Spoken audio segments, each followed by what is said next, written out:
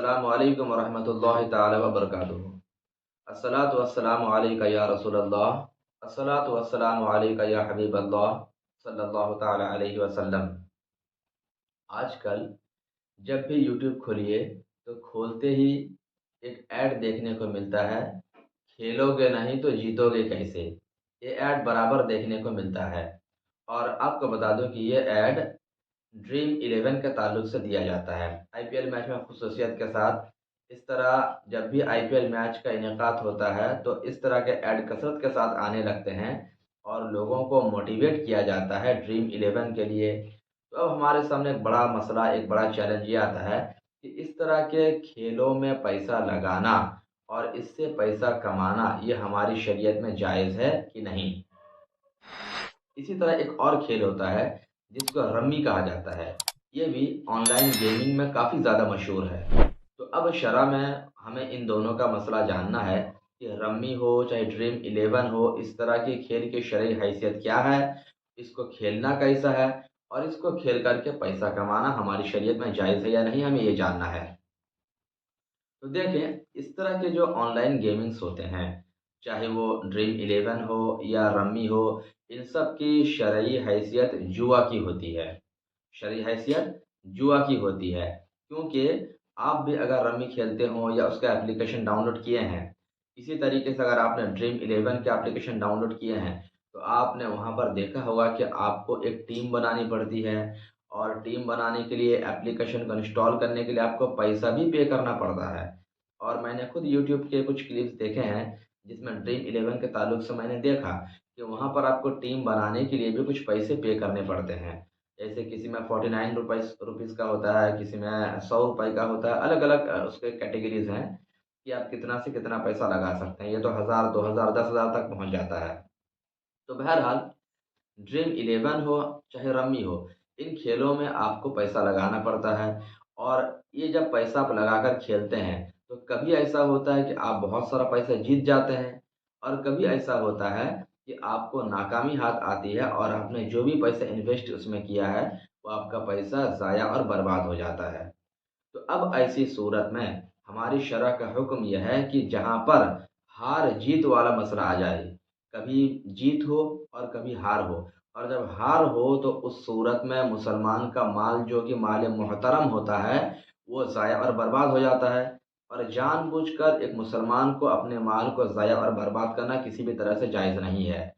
ہمارے علماء نے فرمایا کہ اس کی شرعی حیثیت چاہے ڈریم 11 ہو یا رمی ہو، اس کی شرعی حیثیت جوا کی ہے، اور جوا کے تعلق سے قرآن مقدس میں صاف صاف اللہ نے ارشاد فرما دیا: اعوذ باللہ من الشیطان الرجیم، بسم اللہ الرحمن الرحیم، یسألونک عن الخمر والمیسر۔ اے محبوب، لوگ آپ سے شراب اور جوا کے بارے میں پوچھتے ہیں، قل فیہما اثم کبیر، آپ فرما دیجئے ان دونوں میں بہت بڑا گناہ ہے۔ تو پتہ چلا کہ جوا جو ہے اور شراب نوشی، ان دونوں میں بہت بڑا گناہ ہے، گناہ کبیرہ ہے، گناہ کبیرہ ہے۔ جو آدمی ان چیزوں میں پڑا وہ گناہ کبیرہ کا مرتکب ہو کر کے پھانسی کے مولن ہو جاتا ہے۔ تو یہ رمی ہو چاہے ڈریم 11 ہو، یہ موجودہ دور میں جوا ہے، نام بدلنے سے حقیقت نہیں بدل جاتی ہے۔ پرانے زمانے میں جوا کھیلنے کا انداز الگ تھا، آج کے زمانے میں جب سوشل میڈیا ایکٹیو ہے، طرح طرح کے انٹرنیٹ سروسز پرووائڈڈ ہیں، تو ایسی کنڈیشن میں وہی چیز ہے، نام بدل دی گئی ہے، تھوڑا طریقہ بدل دیا گیا ہے، لیکن چیز وہی ہے۔ تو جب اصل کے اعتبار سے جوا ناجائز و حرام ہے اور شدید حرام ہے، تو بلا شبہ یہ رمی ہو چاہے ڈریم 11 ہو، ان چیزوں کا کھیلنا بھی ہماری شرع میں ناجائز و حرام ہی ہوگا۔ اور جو چیز ناجائز و حرام ہے اس میں پیسہ لگانا، اس کے ذریعے پیسہ کمانا، یہ سارا کام ناجائز و حرام ہے۔ اللہ کے بندو، خدا کا خوف دل میں رکھو، ایسی جگہ پر پیسہ نہ لگائیں جو بالکل ناجائز و حرام ہو۔ آپ کو پیسہ کمانا ہو، شرع آپ کو منع نہیں کرتی ہے، آپ کسی جائز طریقے سے پیسہ کمانے کا سوچیں، کسی حلال کمپنی میں پیسہ ڈالیں کہ جہاں پر آپ کا پیسہ بھی گرو کریں اور وہ آپ کی کمائی بھی جائز اور حلال ہو۔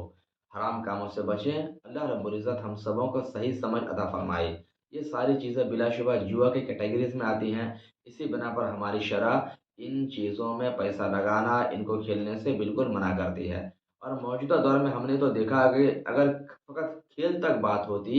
تو وہ الگ مسئلہ ہوتا، لیکن لوگوں کے اندر ان کھیلوں کا ایک نشہ پیدا ہو گیا ہے، ایک جنون ہو گیا ہے، اور سوشل میڈیا نے بھی اس کو اتنا اچھالا، لوگوں کو اتنا موٹیویٹ کیا کہ جب موبائل کھولو، یوٹیوب کھولو، کھیلو گے نہیں تو جیتو گے کیسے، یہی ایڈ دیکھنے کو ملتا ہے۔ تو اس کے ذریعے سے ہمارے نوجوانوں کو موٹیویٹ کیا جا رہا ہے کہ آؤ، اس کام کی طرف آؤ۔ تو اس میں بھی ایک طرح سے